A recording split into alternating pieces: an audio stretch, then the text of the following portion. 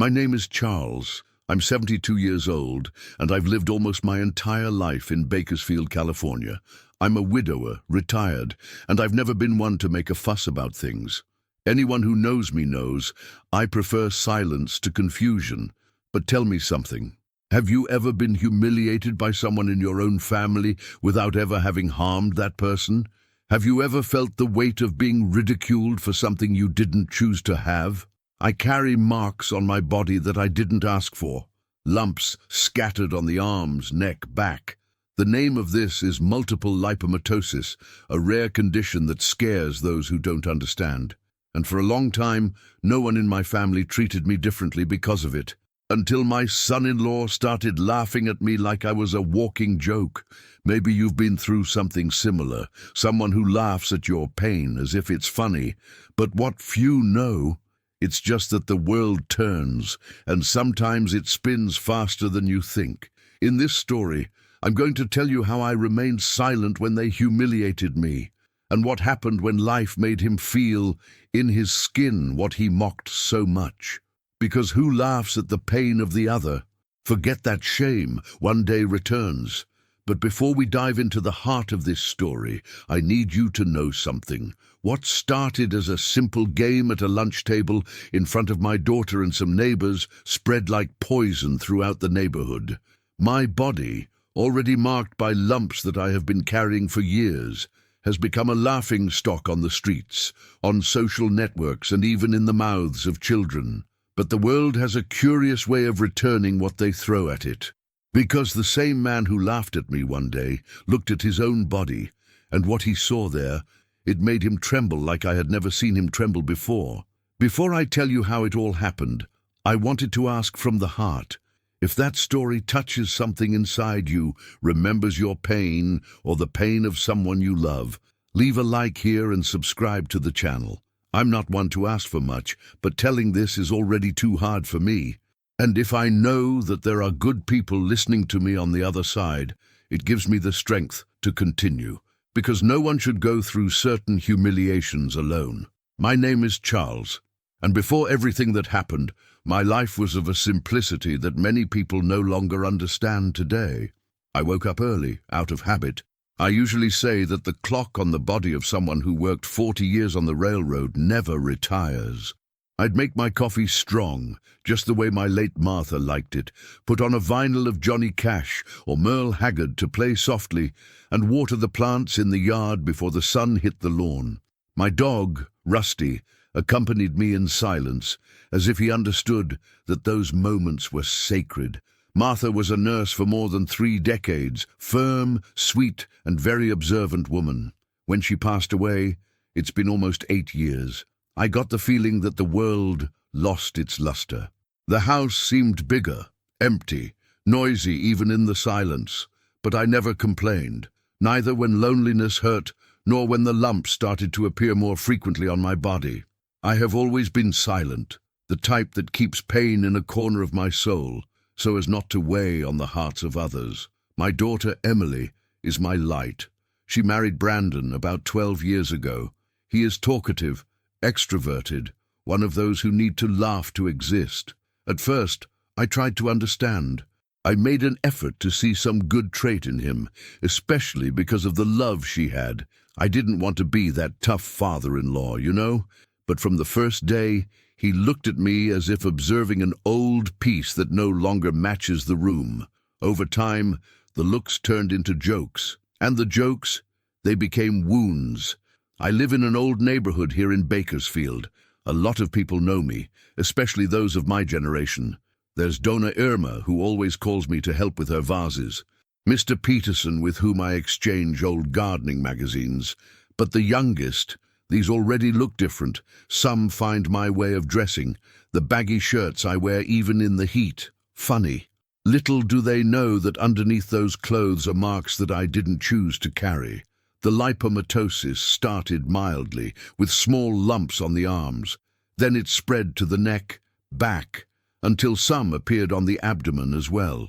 They are harmless, the doctor said, but people don't see that. They see volume where there should be smoothness. And what is strange becomes a target. I've even tried removing some in the past. I had 2 minor surgeries, but soon they returned in other places. Quit. Shame has become my shadow. And yet, I never rebelled.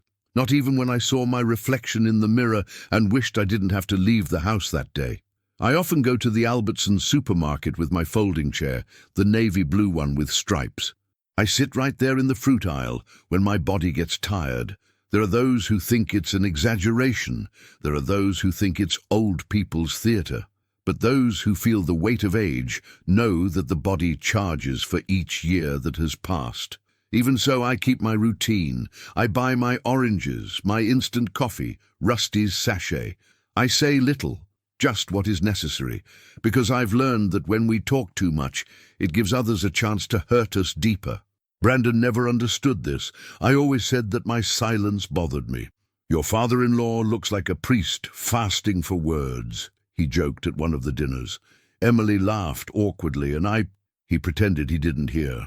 Because to answer would be to fall into the trap of provocation. And I learned early on that dignity lies in silence when the word becomes poison. But even in silence, we feel it. And I felt every crooked look, every muffled laughter. Some younger neighbors commented.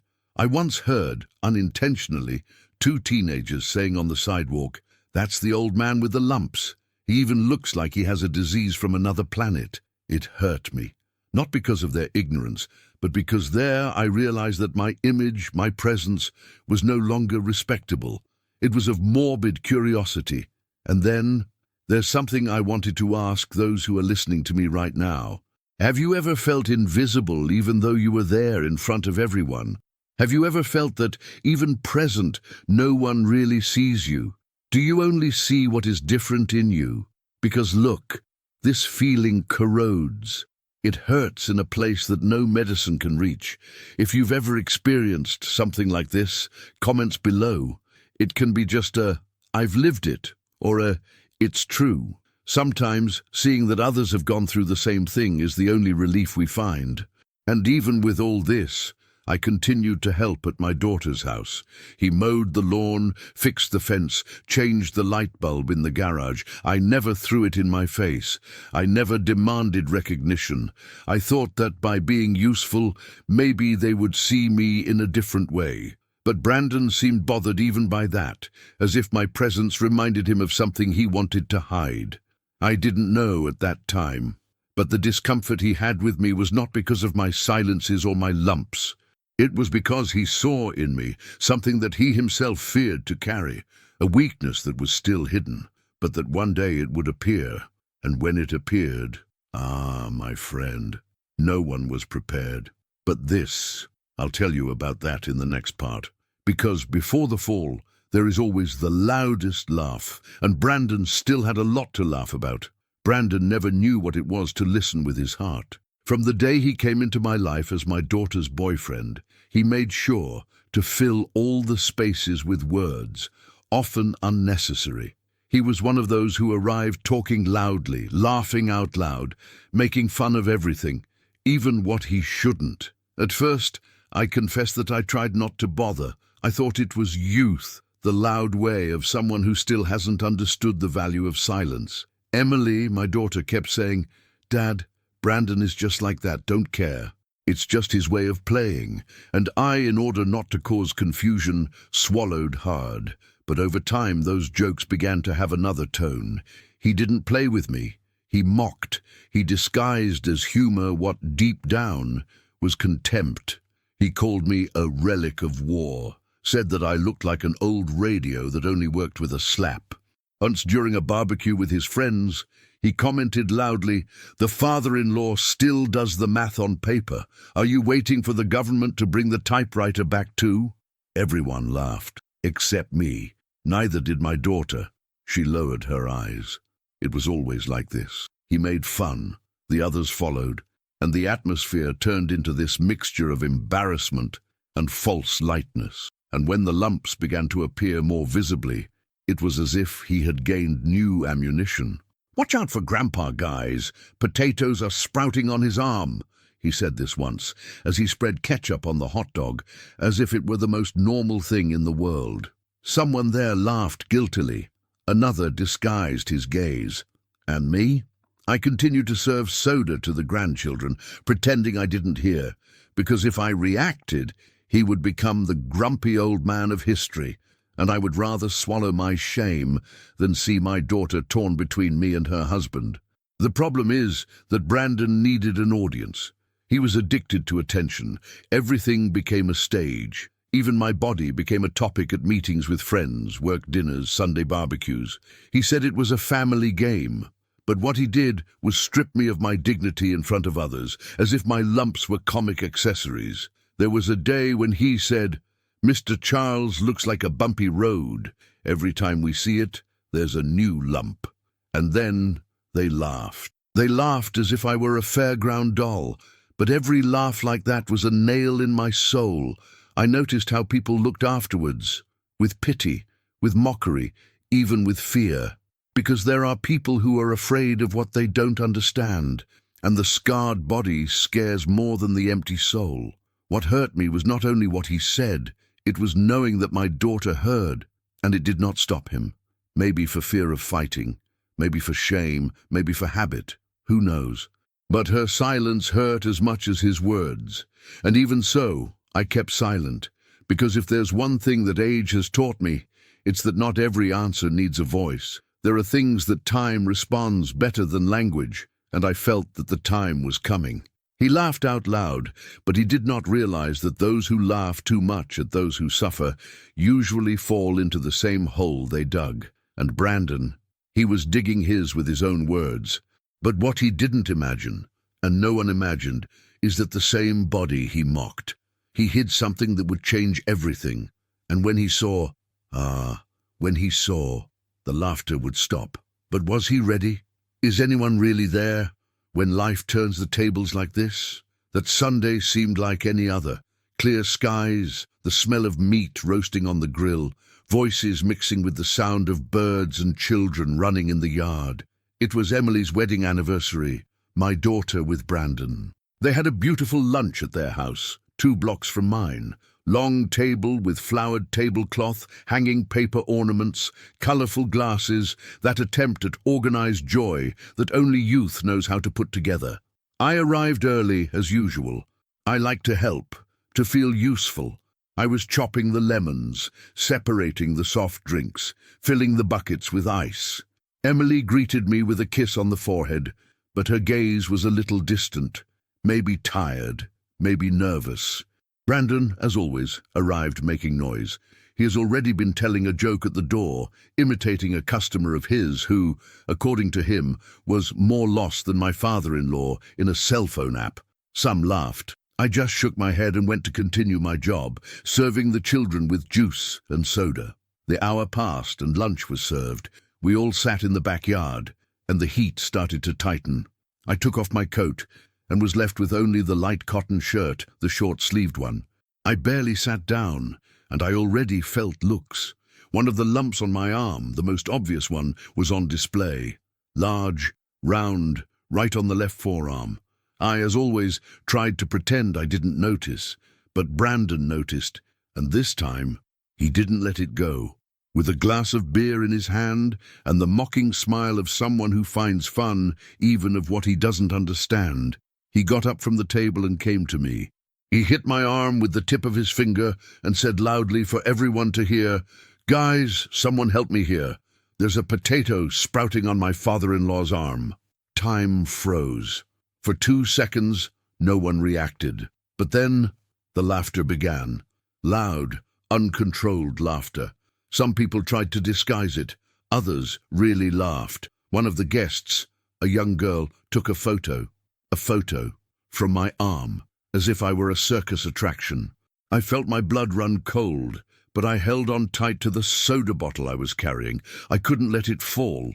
It was what kept me standing there. I continued pouring the glasses as if I hadn't heard, like my body wasn't burning inside, like I didn't want to dig a hole in the grass and disappear. My daughter? Emily was speechless. He lowered his eyes. He didn't have the courage to look at me. A niece tried to change the subject. Someone commented on the weather. Another got up to get more ice. But the damage had already been done. Brandon's laugh still echoed in my ear when I returned to the kitchen in silence. I washed my hands, glanced at myself in the reflection of the glass window of the sink, and I saw there a man who didn't deserve to be going through that. I went back to my house without saying anything, not even bye, no excuse, nor charge. I just left. On the way, each step hurt more than the other, not in the bones, but in the soul. And as I walked, something inside me changed, because until that day he mocked me in closed circles. But now he had done it in front of everyone. And what he didn't know is that sometimes a word said in front of others has the power to become a sentence. But this sentence, it was still going to fall on him, and when it fell, he wouldn't know where he came from. But I already knew. And you, have you ever imagined what happens when those who laugh? Is he starting to be the new target of the same joke? Because I was just waiting for the right moment to turn the tables.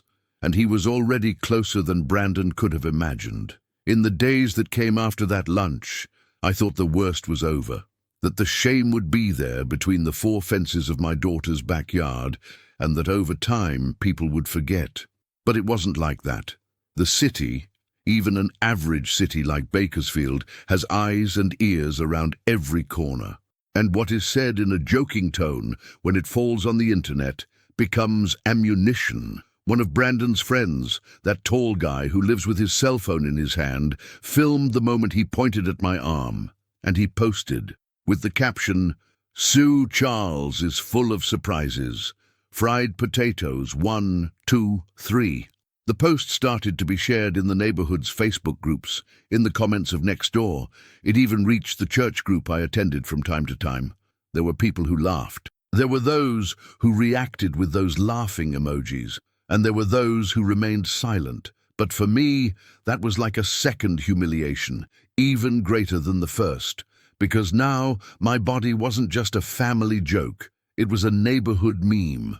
In the corner market where I bought my daily bread, I heard someone say right in front of me, "Here comes Mr. Batatinha."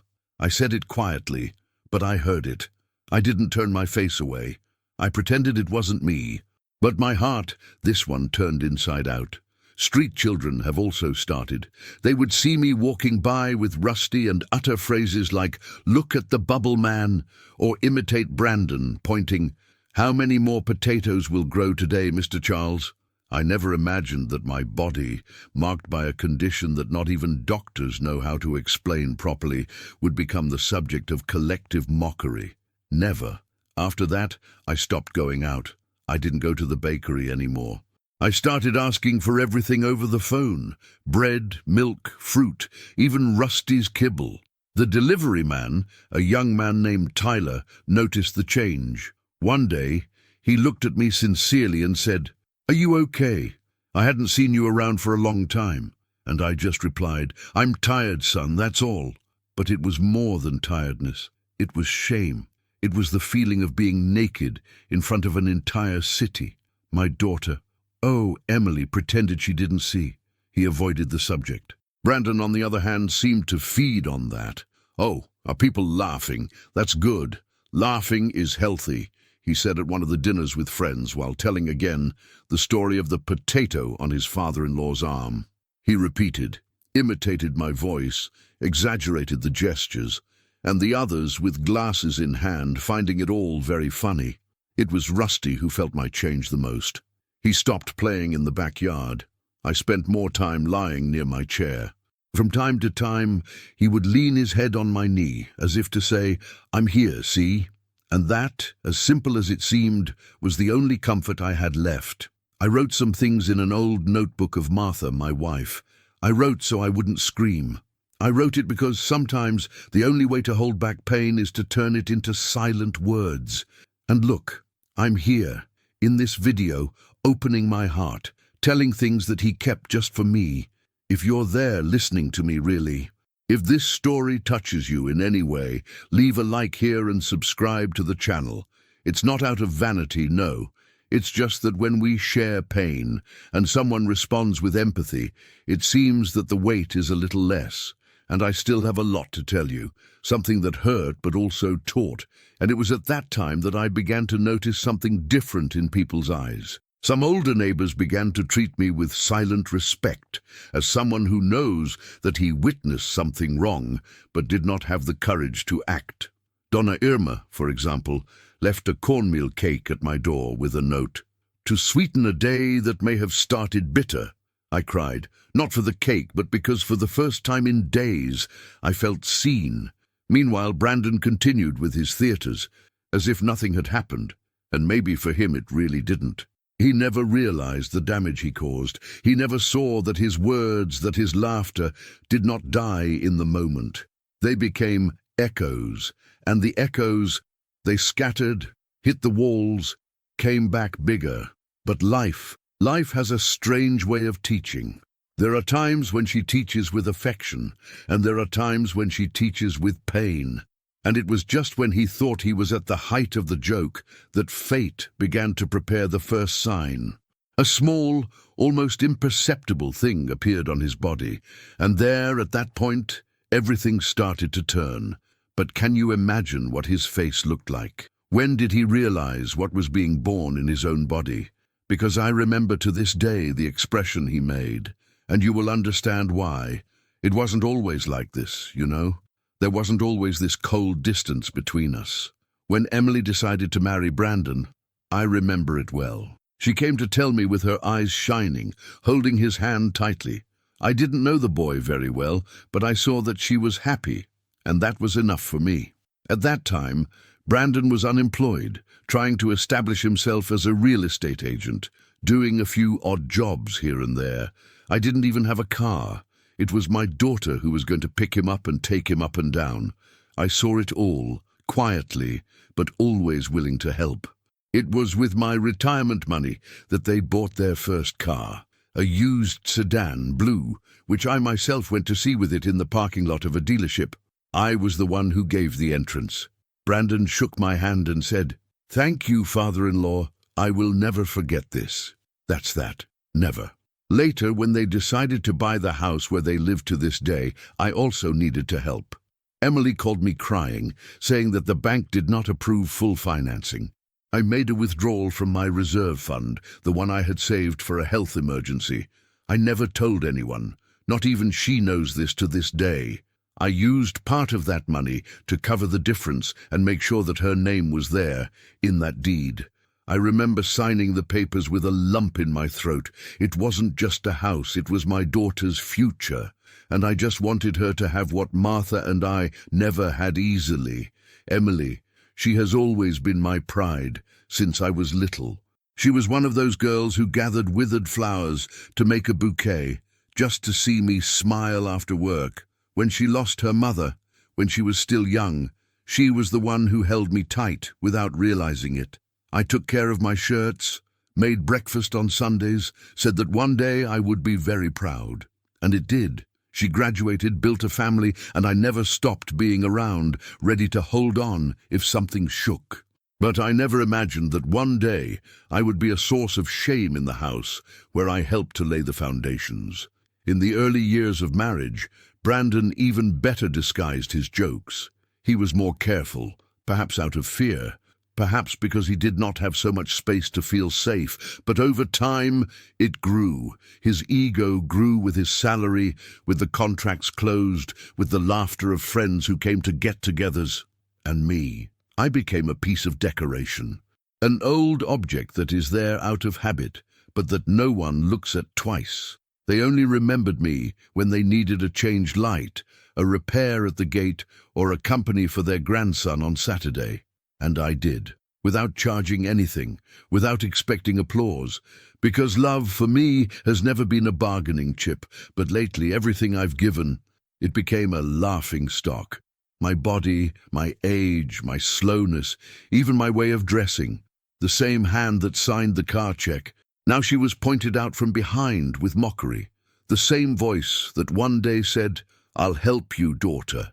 Now she was imitated with sarcasm at dinners. And in the midst of all this, Martha's words came back. They always came back. It said, No one knows a man's heart until he laughs at the pain of others. She repeated this when she saw injustices in the neighborhood, when a patient treated her badly in the hospital. I listened to that carefully.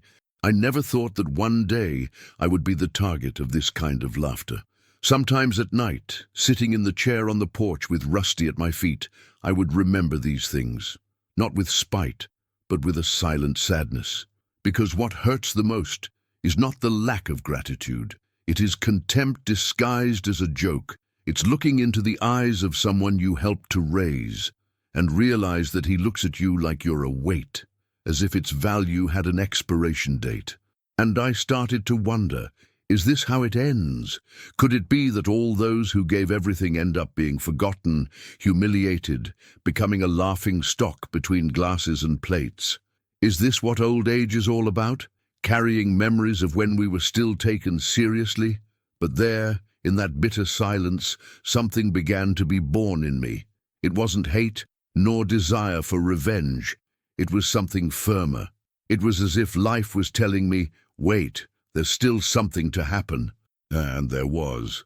Because Brandon still didn't know what was coming his way, and when it arrived without warning. Have you ever seen someone laugh arrogantly and then be forced to swallow his own laughter? So just wait to see what life has prepared for him. After that day, I just stopped. I stopped accepting invitations, stopped going to Emily's house. I even stopped going to Mass at St. Francis, where I went every Sunday, even with my legs complaining. I started waking up later, a rare thing for me. The coffee was cold in the cup, and the radio that always played country music was turned off for weeks. Rusty, my faithful companion, was the only one who really noticed. He didn't bark at the bird anymore. He didn't run after the ball. He just followed me. Where I sat, he lay down, as if to say, I'm here, see? Emily even tried to call me. He sent a message, knocked on the door, left food ready in a small pot with a note. Dad, we miss you. But I didn't answer, not because I didn't love my daughter, but because I no longer knew how to sit at that table without feeling like I was a ghost. Brandon, from what I heard later, scoffed, "Oh, he's dramatic, it always has been. A little joke and he becomes a martyr." Joke. The man called the public humiliation that made me want to disappear a joke, and he still thought he was funny. I couldn't hear these things, because every word like that inflamed the lumps on my body as if they were thorns. One of them, near the rib, began to throb, swelled. It turned red, hot, as if it was going to burst. I thought about going to the hospital. I thought seriously. But then I imagined myself there, lying with the cold light from the ceiling, listening to someone whisper in the hallway, "It's the old man with the potatoes in the video." I couldn't. I went back to the room, put on an ice pack and closed my eyes. That same afternoon, I opened Martha's trunk, an old trunk made of dark wood, where she kept letters, notebooks, handkerchiefs with the smell of lavender. Inside, I found a hardcover notebook that was mine, a notebook that I used years ago, at the time she fell ill. Notes from day to day, reflections, prayers. I started writing again. Needed, because pain, when it doesn't come out of the mouth, needs to come out of the hand. I wrote there the most sincere phrase of my life. To suffer in silence is to carry the weight of the world without anyone seeing. We get used to being silent, you know. First is not to hurt others, then it's to not look weak, and when he sees, we shut up even to ourselves, but the soul screams. He screams in the form of tightness in his chest, of tears that fall without announcement, of wanting to disappear just to see if anyone notices. And I was, at that point, gone from myself. And I know it may seem exaggerated to those who have never experienced this kind of pain, but who has ever felt the look through the skin as if you were a strange animal? Understand. He understands that the body cannot carry everything alone. Maybe you who are listening to me now have already gone through this too. For that kind of pain that no one sees, but that makes you wake up older than you are. If that's your case, stay here with me. Because the most remarkable moment in this story is yet to come. And when he arrives, we understand that life, even in silence, is always answering for us. On one of those nights of deep silence, I sat in the backyard. It was autumn. Fallen leaves covered the dry land. Rusty lay down next to me as usual. I kept looking at the sky, trying to find Martha among the stars. I said softly, "If it were you here, what would you do?" And I heard inside me that same phrase of hers, which was repeated like a song. Life exposes what pride tries to hide. And isn't it really exposed? Because it was precisely on the quietest, coldest, most painful days that something began to change. But not on me, in Brandon. And it wasn't a change in attitude, no. It was a change of skin, literally.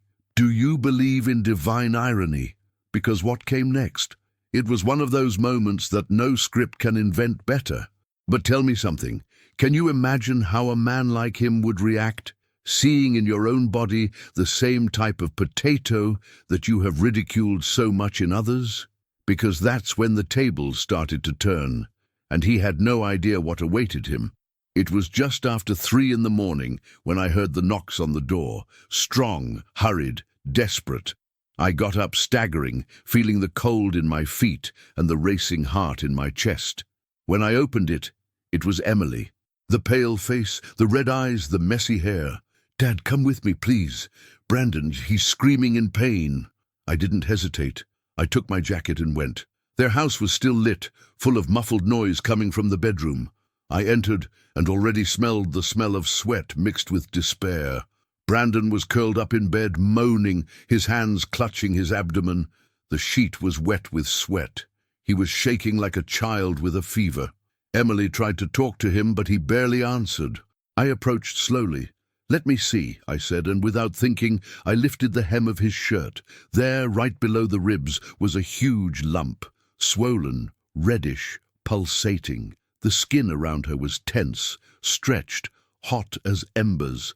A bump the size of an orange, about to open.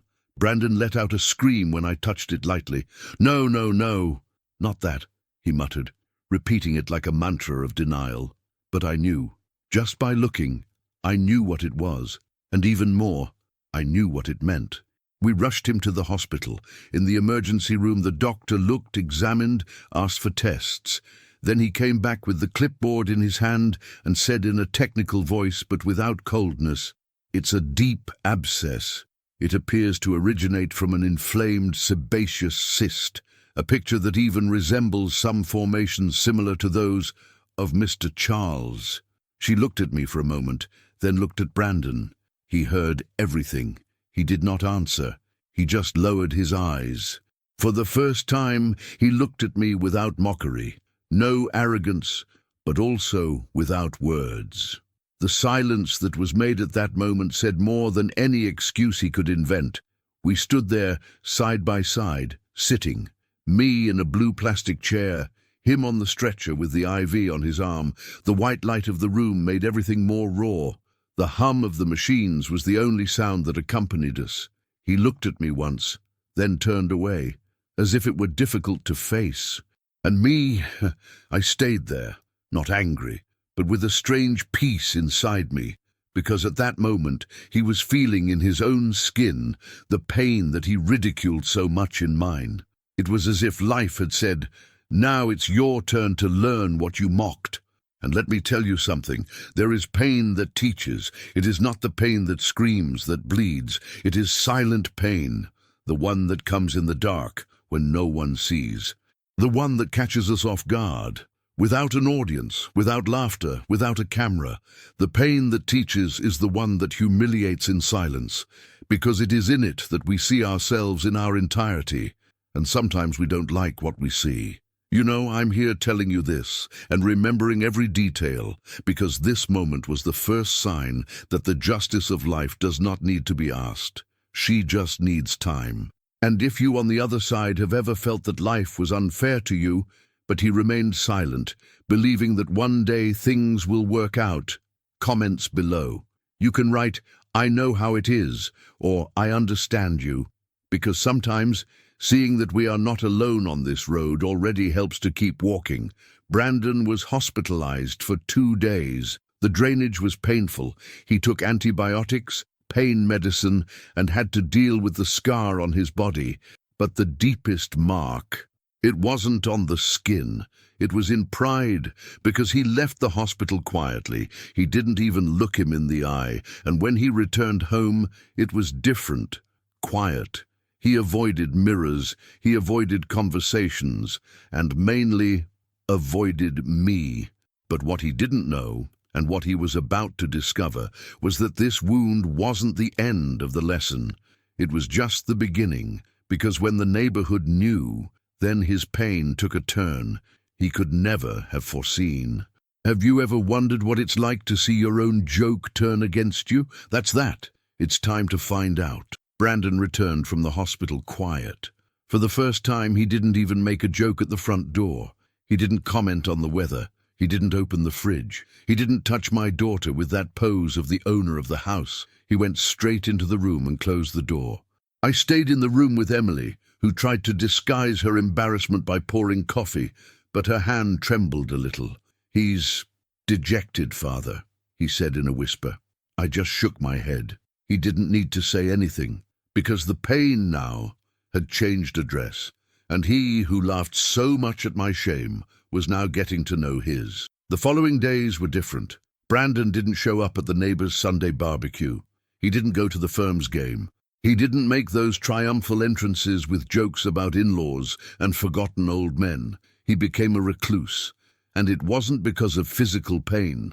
The surgery had worked. The medicine had already taken effect.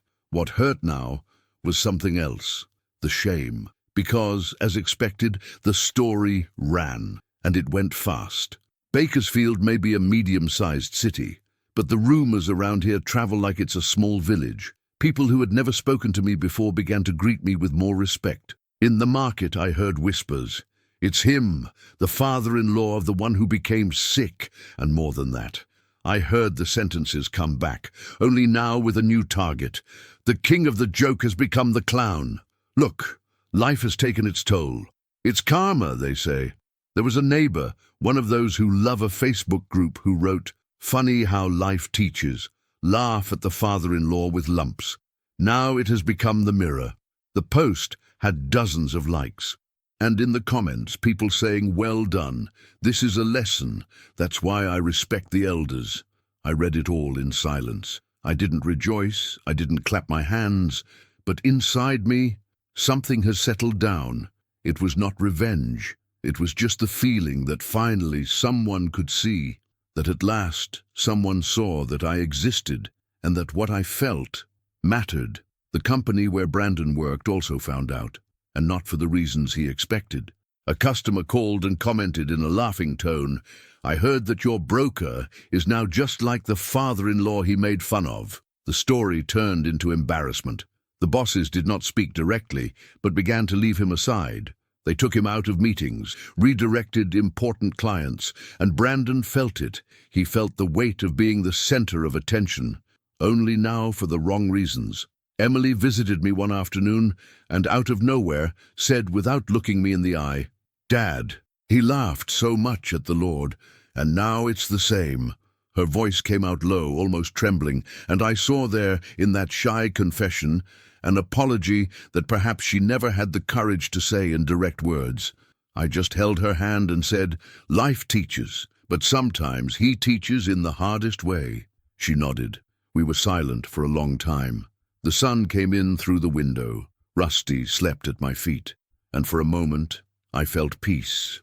It's curious how when pain changes place, we start to see the other with different eyes. Brandon no longer made jokes at me, but he also didn't apologize to me.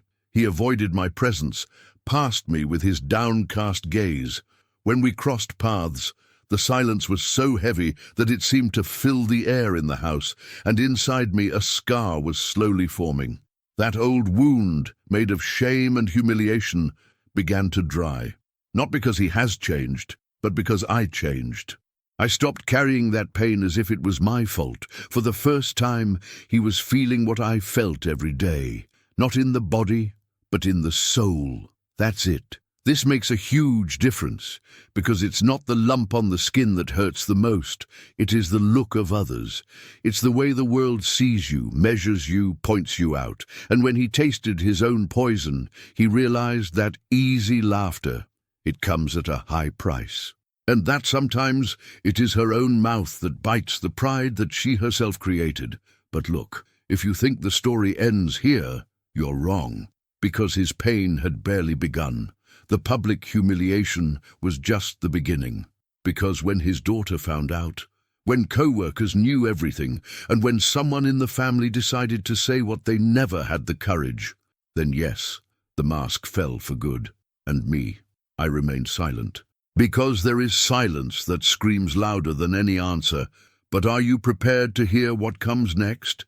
Because what happened next, to this day, it gives me goosebumps. Things started to get out of hand faster than anyone could have imagined. Brandon, who has always been good at disguising it, couldn't hide it for long. The news spread, not only among the gossiping neighbors, but within the brokerage where he worked. And the hardest of all, it was not just a comment here and there. There were people who really took action.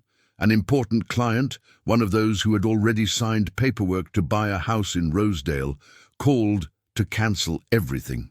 "I don't want to do business with those who mock the pain of others," he said. Brandon turned white. I heard it from Emily, who heard it straight from him, and when she told me, I just lowered my eyes, took a deep breath and thought, time is a judge that does not fail. And it didn't stop there. The neighbor on the corner, Donna Linda, mother of a boy who always helped me mow the lawn when my knee tightened, decided to write a text on Facebook. She wrote, "Everybody laughed when it was Mr. Charles, but now that the funny guy also has lumps, no one is amused." That had so much repercussion that even people outside the neighborhood started commenting. Brandon's name has become synonymous with hypocrisy. The man who built fame on jokes came to be remembered as the one who fell into his own trap. But nothing was stronger than what came from inside the house itself. One day, my granddaughter, Emily and Brandon's daughter, a 14-year-old girl who always called me Grandpa Shah, came home with a serious face. I saw that she had been keeping it for a long time. And at a quiet dinner, she looked at her father and said in a firm but choked voice, "Why did you make fun of Grandpa? Now you're the one who's sick, and no one is laughing." The phrase fell like a stone in the middle of the table. Brandon didn't know what to answer. He turned red, then pale. Emily couldn't hide her tears. I got up from my chair slowly without making a sound and went to the backyard. I needed to breathe, because to hear that from that girl who grew up in my lap, it was like listening to the world putting things in place. Sometimes the deepest justice comes from the mouths of those who have not yet lost themselves in this world, of those who look with a clean heart, without the masks that adults put on over time. And in that moment, I felt that my pain had finally been recognized. Now let me make a request, if you allow me. If this piece of my life can become a mirror or a hug for someone, help me carry it forward. Like and subscribe here to the channel. It makes more difference than you think. It may seem little, but for someone like me, who has spent so much time being invisible, to know that there are people listening, it is a balm, and I still have a lot to tell. In the days that followed, Brandon began to miss work. He made excuses. The truth is that no one looked at him the same way anymore. Even his closest colleagues, the ones who laughed at his jokes at team lunches, started to avoid him. And you know that expression that says that silence speaks louder than 1,000 words? Well, that was it. The silence around him turned into a judgment. Emily visited me more. She didn't talk much about what was happening, but I realized that she was coming to seek some peace. Sometimes she just sat with me in the backyard, watching Rusty run after the dry leaves. Other times he helped me water the plants without saying a word. I respected her silence, and she mine. But inside, we knew something had changed, not only in their homes, but within each one of us. And don't think Brandon apologized. Not then.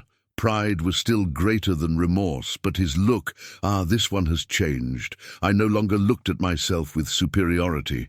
When he passed me, he lowered his head. He did not speak, but carried on his face the weight of his own mistake. But if you think he's learned it all, not yet, because the biggest twist was yet to come.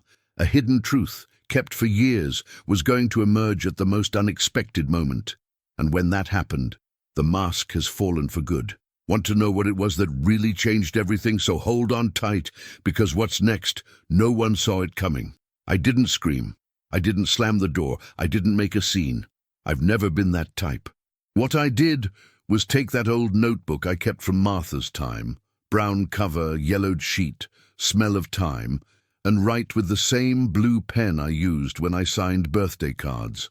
I wrote slowly, with a steady hand, each letter as if it were a memory. Daughter, I don't hold hatred, but I don't want more lunches where my pain becomes a joke. I love you, but my presence will now be in silence. Take care of your house as I took care of mine.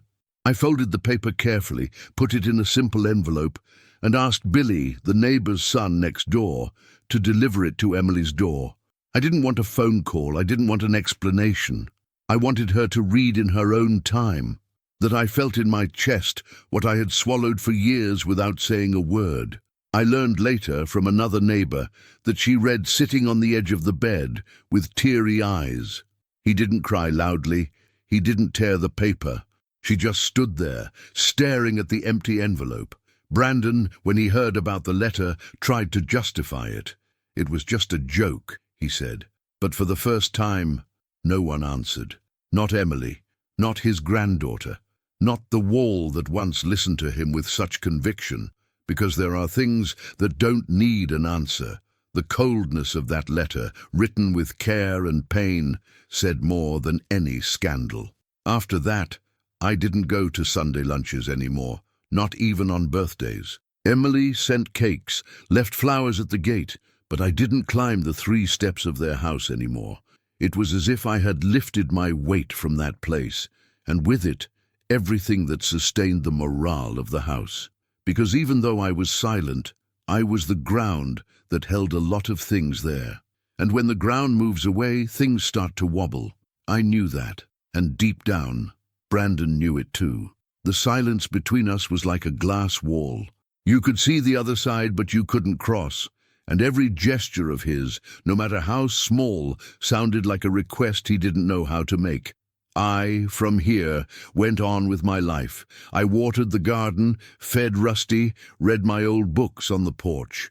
But something inside me had changed. Pain had given way to dignity. The wound still existed, but it no longer bled. One afternoon, I sat in the backyard and stared at the sky. There was a cloud that looked like a shell, one of those that Martha liked to gather on the beach. And I remembered her saying, "Charles, it's not in screaming that we teach, it's in absence." And look, if you've been following this far, if my story has touched you in any way, let me tell you something. Stay with me until the end. Because what's next? It is the most delicate and, at the same time, the most necessary piece of this story. Because look, Brandon's downfall wasn't just because of the rumors, not even because of the lump. His downfall happened when the truth, the one no one expected, came to light. A revelation that came from the most unlikely place, and that brought to the surface what he hid under so much pride. And when that happened, even those who defended him were silent. Are you ready to know what it was? So hold on. Because that part, even today, it gives me a lump in my throat. It was on a cloudy afternoon, one of those in which the sky seems to carry the weight that we cannot name, that Emily appeared at the door.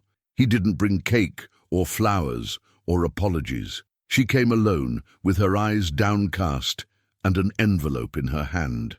"Dad, I need to talk," she said. I invited her in, but she preferred to sit with me right there on the balcony step. Rusty lay at her feet, as if he understood that the moment was too fragile for barking. And there, with the envelope closed between her fingers, my daughter, who had so often been silent for fear of confrontation, decided to break hers. He told me that he had gone to John Reynolds, our trusted lawyer, since the days when I was still changing locomotive oil. She said, "Dad, I went to him because I couldn't take it alone anymore. I needed someone to listen." In the office, with the door closed, she cried like a child. He confessed everything, the jokes, the humiliations, the nicknames. He called my father a sack of potatoes, John, and now he's being treated the same way he treated others. The lawyer listened silently, as he always did. When she finished, he took off his glasses, looked at her with that calm that only real men know how to maintain, and said, "Emily, whoever laughs at the pain of others, sooner or later, becomes a character of his own derision." That sentence. I don't know how to explain it, but it was like a lit match in a dark room. She ran around the city without needing a name. It was just a story, told in the right voice. My late Martha's cousin, who works at K-Back Radio, used at the end of a program. Today I leave the reflection on the man who became a symbol of patience and silent justice. He held on in silence until life spoke for him. The radio phone did not stop. People calling, saying they knew someone like that. Others telling similar stories. And I, who was sitting on the porch with my notebook on my lap, felt a shiver run down my spine. It was not revenge. It was not pleasure. Era justice. The one that is not shouted, it is only waited. And you know, it's funny how certain phrases get stuck in us. I remember something Martha said. What comes from the mouth can hurt, but what comes from silence marks forever. And as a brand, sometimes out of nowhere, a smell, a song, a loose phrase, and we go back to a place that we didn't even know still existed inside us. I don't know if it's happened to you too. If so, tell me here in the comments, some memory that never left his chest. It may be small, it may be old, but that marked you forever. I'm going to read each one, because I know there are things that we only understand when we hear from the other. After the conversation with the lawyer, Emily changed. It wasn't just remorse. It was as if she had woken up. He started saying no to Brandon. She stopped laughing at his jokes. And more than that, he began to move away. His silence no longer intimidated her. And when he tried to question, she just said, "You dug it out in your own words." Brandon, now cornered, began to feel the same exclusion that had kept me company for so long. Hard looks, conversations that stopped when he entered places, invitations that no longer arrived. The neighborhood, which had previously applauded him, now whispered. In the supermarket, I heard a couple saying, "It's the one over there, the broker who made fun of his father-in-law and is now embarrassed to even lift his shirt." I pretended I didn't hear, kept pushing the cart. But inside, there was a calm that I hadn't felt in a long time. Justice had begun to spread, not in the courts, but in the hearts of those who heard the story. Only, do you think it's over there? Not yet. Fate kept one more piece, one more turn on this path, and this time, it was something that no one expected. Neither did he, me neither, because the next visit I received, it wasn't Emily's, nor Brandon's. It was from someone who carried an ancient truth, a truth that would turn everything upside down. Do you want to know what she told me? So stay with me, because the next part, it still makes me shudder just to remember it. When I decided to leave, it wasn't out of anger. It was due to exhaustion. An exhaustion that has no sound, no color, but weighs on the shoulders as if each memory were a bag of stones.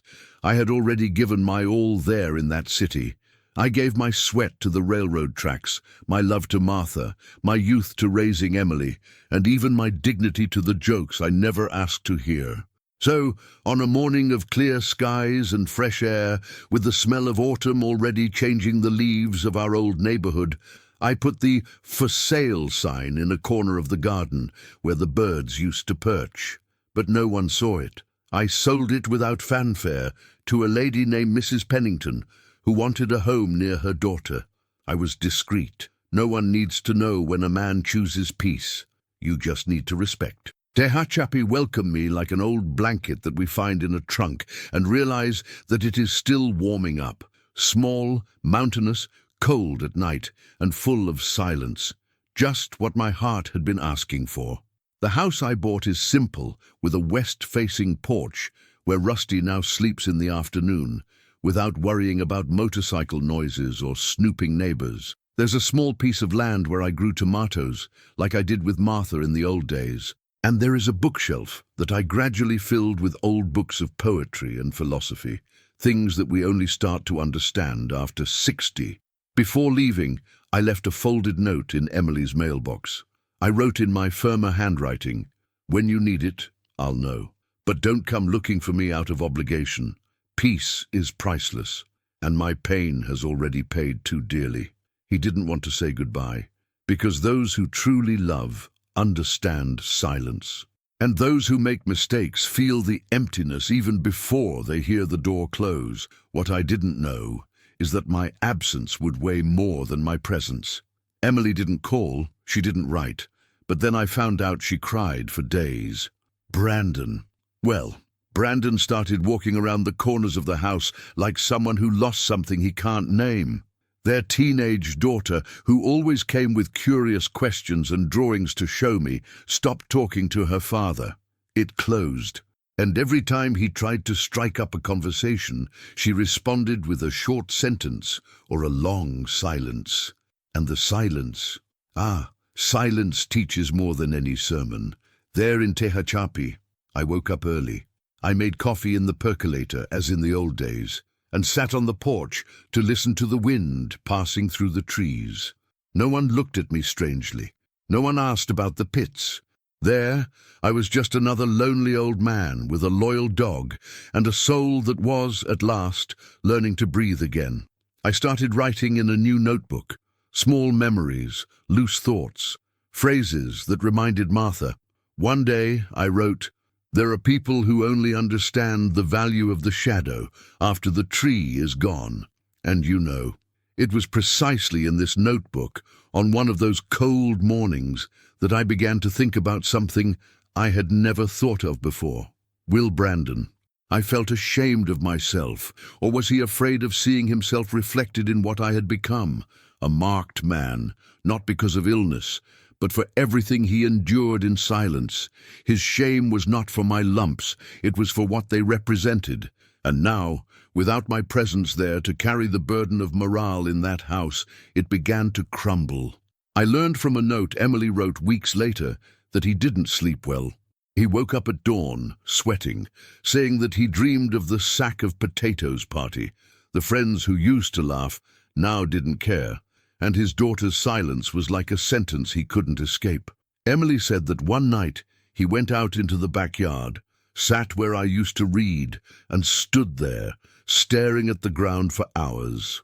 When she asked him what he was doing, he replied, "Trying to understand where it was that I got lost." Funny, right? Sometimes the greatest presence we can leave, it is our absence. It's as if the echo of what we were kept speaking for us. And Brandon, he began to listen, not from me, but of the emptiness that was left when I stopped being there. But calm down, because the story is not over yet. There was only one day when he decided to look for me. He climbed the mountains, he knocked on my door, and I, on the other side, I was silent for a few seconds before deciding to open. Now tell me, you think he came to apologize? Or did it bring more pain? Just wait until I tell you what he said when he looked me in the eye. That, I will never forget it. When I opened the door that evening, I saw before me a different man. It was no longer the smiling Brandon, chest puffed out, with the joke ready on the tip of his tongue. He was a withered man, with slumped shoulders, low eyes, and choked voice. I stood still, with Rusty by my side, as always. He didn't bark. He just watched, just like me. Brandon tried to smile, but his face trembled, and I knew there that something had broken for good. She came in without my having to invite, and sat on that wooden chair where Martha read her Sunday novels. He was silent for a while, looking at the horizon. Then he said, "I had to lose everything to realize what I was." I didn't answer. I just served 2 coffees, one for him, one for me, and sat down in front of it. The smell of hot coffee mixed with the icy wind from the mountains seemed to bring a kind of truth into the air. He began to count. He said that, at the brokerage, customers stopped looking for him.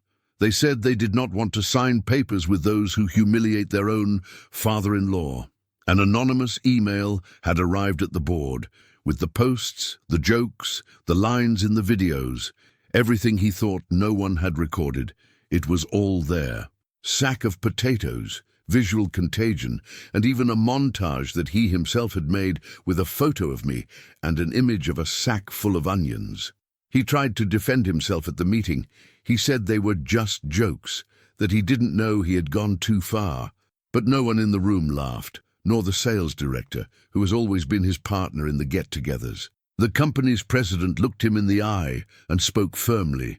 The image of a man who mocks the pain of others is not consistent with the values of our company. And that was it. He left there away, with the papers in hand and the name crossed out from the outstanding team.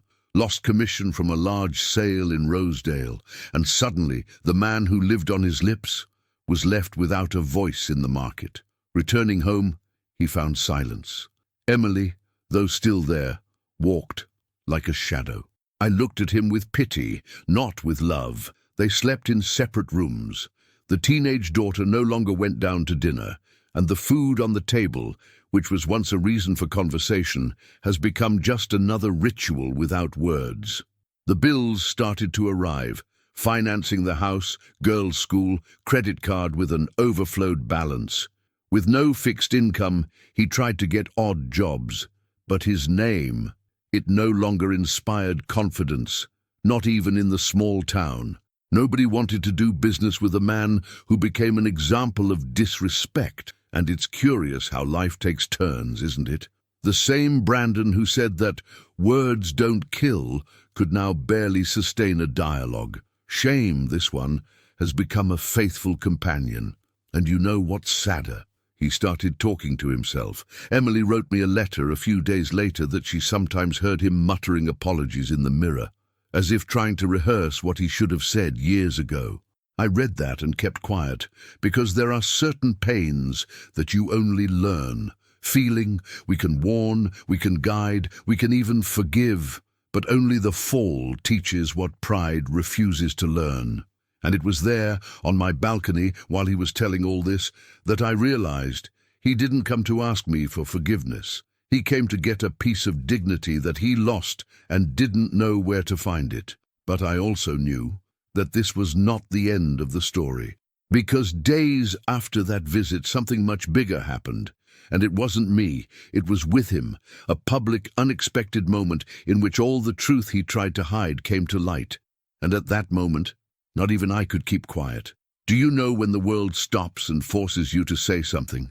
Well then, wait and see what I said. Because that phrase, it echoed like never before. We never know the size of the space we occupy in the lives of others, until the day he disappears. And that's what I felt when I realized that my absence became a presence stronger than any words. Back in Bakersfield, they said they started to notice. In the bakery, the bench in the square, even in line at the pharmacy. Someone always asked, "And Mr. Charles, is he gone?" Donna May, an old neighbor who crocheted on the balcony every late afternoon, decided to do something. She took old scraps, firm thread, and sewed a quilt. But it wasn't just any quilt. It was made with phrases that I used to say, a simple thing which he blurted out without thinking. To speak little is not an omission, it is wisdom, or justice that screams is lost, the one that is silent scares. She embroidered these words neatly and mailed them to me here in Tehachapi. When I opened the package and saw that, my eyes watered, not for the gift itself, but for the affection hidden in the points. There, I realized that even though I was silent, I had left something, a seed, and it was blooming. I also learned that the pastor of St. Francis Church, where I used to go on Sundays, gave a sermon on dignity only. And he used my name. He said Charles didn't have to raise his voice. His integrity spoke for him. Brandon was there, sitting in the back trying to hide under his cap. It was the first time he had returned to church since everything, but he couldn't stand to hear it until the end. He got up before the amen. He left with his head down, as if carrying a burden that he no longer knows where to let go. And that's where it picks up, because no one needed to point fingers. No one needed to say his name. Shame already did that. She walked alongside him through the streets. It was in the way people looked away, in the silence of conversations, in the hugs that no longer came. And I'll tell you, is there a greater punishment than invisible contempt? The walls of the house where he lived began to tighten. Emily walked differently, firmer, more decisive. The teenage daughter, then, she almost didn't even look him in the face anymore. I received a letter from her, can you believe it? A sheet of notebook folded in 4 with neat handwriting. "Grandpa, I miss you. I wish you would come and plant tomatoes here at home. The garden without you was empty." That cut my chest. Because despite everything, what we leave even in this life are affections, and mine were there, scattered on every corner of that neighborhood, even if I didn't step foot in it anymore. And let me take this moment to say something. There are things that we live and keep, but maybe by telling, we help another heart to breathe. Like this video and sign up, and let's make this story reach those who need it. 'Cause I tell you, there are people living in silence, thinking that no one sees. But you do. The world listens even to what the mouth does not speak. Brandon, in turn, began to be avoided even by his childhood classmates. What was a joke became a sentence. The neighbor of the yellow house, the one who always laughed at his jokes, now crossed the street when he went out for a walk. And on social media, no one else marked him in anything. The photos are gone. The invitations stopped. He became the silence he once ridiculed. I kept watering my tomatoes, reading my old books, and sowing my time with patience, because deep down, I knew. The strongest part was yet to come, a revelation that did not come from my mouth, but echoed like thunder. And when it came, even those who thought they knew everything were left without ground. Do you want to know what that truth was? So stay with me, because what happened next, no one could predict. Life has a curious way of giving back what we throw into the world. Sometimes it takes time, but when it comes back, it comes in silence. It comes at the right time. Brandon, the one who once laughed out loud, now walks slowly, wears baggy shirts, and avoids the sun like I used to. I learned from Emily that the doctors found other lumps on his body. Not one, not two, several. He said that the doctor spoke of repeated complications, that he would have to continue taking antibiotics for months, maybe years. Now he looks in the mirror and sees the image of a man who once mocked pain, but who now carries that pain in his own skin. But the difference is that his wound, it's not just in the body, it's in the soul. Emily began to sleep in her daughter's room. The girl, who used to run to his lap, now barely answers a message. The house became a place of echo. An eerie silence lives there now, and Brandon feels it. He feels every bit of the loneliness I felt when I went out on the streets and heard people whispering my nickname as if it were a joke. Mr. Batatinha. Now, he's the one who listens. But there is no more laughter. Shame on you. Dry shame, which does not come out with a bath or an excuse. And me, I am still here in Tehachapi, taking care of my plants, writing some letters that I may never send. Sometimes I think about calling, but I give up. Not out of spite. I never wished him harm. I just wanted respect. I just wanted to be able to live with my lumps without them becoming a topic. But it seems that God writes in a way that we don't understand at the time. And in the end, it is always fairer than any word we could shout. The other day, sitting on the porch, watching Rusty running around the yard, I found myself remembering a phrase from Martha, my wife, who has been gone for so long. Time is the mirror where every character reveals itself. And wasn't she right? Because sometimes, my people, justice does not come with sirens or punishment. It comes in the form of a reflex, and that reflex can hurt more than any punishment. And you know what? The strongest of this story has not even arrived yet, because there was a day, just one day, in which our paths crossed again. It was not planned, nor expected. But that day, eye to eye, something happened, something that even I didn't expect to feel. And that's why I ask you, stay with me, because when the heart speaks louder than pride, even those who carried guilt, you may be surprised by what you hear. Are you ready to know what Brandon said to me that day? So stay with me, because the truth, it always arrives. And when it arrives, changes everything. Not long after that day on the porch, I decided to visit John Reynolds, my lawyer and old trusted friend. I entered his office as I always had, with my hat in my hand, my step firm and my heart calm. I told him it was time to put some things on the record. I want to redo my will, John, but this time, with the weight and value of the life I lived. He looked over my glasses, silently, and pulled out the paper. He heard me, carefully, word for word. There, in that room full of books, I left my will written.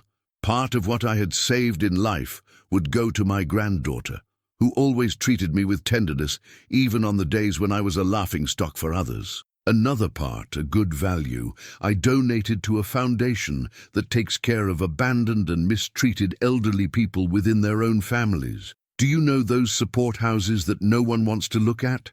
That's right. They help those who no one wants to see. Brandon, not a single line, no mention, nothing, not out of revenge, but because my silence now had a weight that he would never understand. And the absence of his name there said more than any speech. Emily, when she found out, did not contest it. He only sent me a simple, handwritten letter. Dad, you did the right thing. I'm sorry for everything, and I love you. That sentence was worth more than any value written on paper. Over time, the story spread. First among the institutions that received the donation, then in a local radio article, and unexpectedly, it became the subject of a documentary about dignity in old age. They called me asking if I would agree to tell my story, but politely declined. He said that the story had already been told in the best way, through life, and that if she had to follow, that she would follow through the mouth of those who listened, not mine. The name Charles Macmillan, which had previously appeared in photos with jokes, was now cited as an example of quiet integrity. I have been called a symbol of moral resistance within the American home, and all that, without ever having raised his voice. What really excites me, it's knowing that this story didn't get stuck in the walls of my house, nor in the gossip groups. She became an example. It became a reflection, and if it can serve for someone else to think twice before laughing at the pain of those who don't fight back, so it was worth it. Because, as I always say, there is an inheritance that does not come in money. It comes in attitude. It comes in silence. It comes in the way we choose to end our story. And since I've come this far with you, I ask you, did Brandon remain the same after all this? Did life, with all its irony, still have one more lesson in store for him? Stay with me, because what happened in the last meeting between the two of us, it's something that not even time will erase, and it's perhaps the most unexpected part of this whole journey. That night I sat on the porch as I always do, with Rusty lying at my feet and the soft sound of Johnny Cash coming from the old radio on the bookshelf. The sky was clear, dotted with stars, and the wind from the mountains blew with a calm that only time knows how to bring. On her lap a new notebook, blue cover.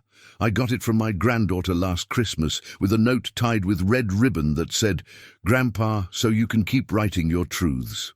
I opened to the first page and started writing, as I always did when my heart didn't fit only inside my chest. Brandon laughed at the lumps on my body, but it was his soul that was sick. I kept silent, not out of fear, but because I learned that those who need to show strength have already lost. Justice comes when no one else expects it, and when it arrives without noise, only with weight. I finished writing that line and closed my eyes. It didn't hurt anymore, neither the body nor the memory. The only thing left was that peace that comes when we know we did what was right. Time passes, and the pain settles in a small place, not because we forget, but because she chooses not to let her grow more than us. The tomato plantation that I made there at the bottom grew more than I expected. Plants are sensitive animals. They know when the owner of the land is light inside. And that night, for the first time in many years, I felt light, as if the dust on the road had settled, and the path, even crooked, had taken me where I needed to be. The next morning, when the postman passed by and left a manila envelope in my mailbox, I had no idea what it was. I opened it right there on the balcony, with the sunlight hitting my glasses. It was a letter from my eldest granddaughter. Her handwriting, always neat, filled the page with a tenderness that I had only seen in her eyes since she was a little girl. "Grandpa," she said, "now I understand everything. I understand your silence. I understand your absence. Thank you for teaching me that dignity doesn't scream. She just stays, in silence, present, strong. You're the most upstanding man I've ever met." Reading that took me apart. And it wasn't sadness, no. It was gratitude. Gratitude because even with so much noise around me for a lifetime, one voice, one, was enough to remind me that it was all worth it. I didn't have to raise my hand, nor my voice. It was enough to exist with firmness. It was enough to endure. It was enough to live with truth. And you know, I think life has a curious way of teaching. Sometimes she doesn't use words, use time, use fate. And just when you think you've seen it all, it shows you that there's a kind of victory that doesn't need applause, just a clear conscience. Now, tell me something. Do you believe in reunion? Because what happened after that letter, it was the kind of thing that even I didn't imagine would still happen. And when it happened, my friend, it was like hearing the echo of all this history in a single gesture. Stay with me, because what came next? It was the silence looking into the eyes of those who once only knew how to scream.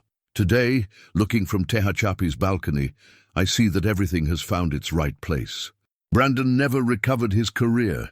He now lives on the margins of a life that he himself spoiled, surrounded by silences that he once mocked. Emily moved on, firmer, taking care of her daughter who grew up understanding that respect is not negotiable. My granddaughter still writes me letters, and her every word is like a breath of tenderness that reminds me that I have not gone through everything in vain. I go on with my tomatoes, my dog Rusty, and the serene memory of Martha, who always said that time is a better judge than anger. And it was time itself that showed that I never needed to raise my voice for justice to be done. The great lesson I learned is simple. Those who are silent for dignity are not cowards. It is wise, because the words pass, but the right silence remains forever. Life doesn't need our rush to put things in place. All it takes is patience, just resilience. Just believe that what is true is never lost. And if you've stayed with me so far, my heart really thanks. Thank you for listening to me, for sharing with me this piece of my road. Your like is like a hug that warms up and gives strength for this channel to continue, and your subscription is like an invitation for us to meet again at the next cafe. Tell me here in the comments which city you are listening to me. I want to feel this conversation circle spreading to so many different corners, and it activates the bell so you don't lose it when the coffee is ironed again. Because there's still a lot of history stored here, and each one of them carries a piece of me, and maybe of you too. Don't go away yet. Listen to the next true story that will appear on the screen. Always remember, every wrinkle tells a story, and every story carries a strength. Watch the next video here on the channel with another incredible story.